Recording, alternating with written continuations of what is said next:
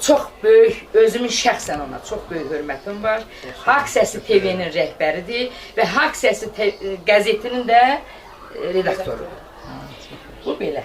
Yanındakı da onun oğlu oldu, mən də gördüm, tanıdım. Bu xanım şəhid bacısıdır, Nüşabə müəllimə. O da Ağcabədi rayonundandır, o da şəhid bacısıdır, eyni zamanda müəllimədir. Qardaşının adını daşıyan məktəbin müəlliməsidir.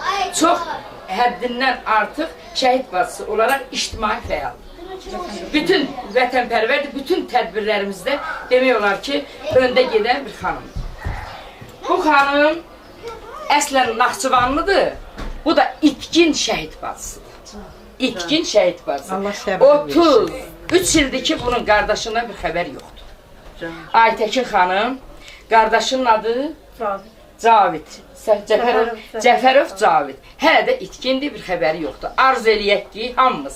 Arz eləyək ki, Caviddən də bir xəbər çıxsın. Amma belə bir haşiyə çıxım. Gör nə günə qalmışıq ki, əvvəl əskərə gedən, əskərdən gələn üçün qurban kəsərdilər, nəzir verərdilər, şadyanalıq eləyərdilər. İndi biz şəhidimizin, itkinimizin qalığından ötürü qurban kəsirik. Şükür eləyirik. Yəni o momenti yaşayırıq. Bu belə. O qız Aynurə Abdullayeva, müəllimə, ictimai fəal, bu da mənim qızımdır.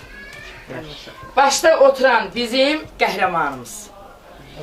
44 günlük müharibənin iştirakçısı, canlı. Yerə deyərəm, anar, qurban olarım, incimə mənə. Anar bugün burada həm şəhiddir, həm şahiddir. Niyə? Anar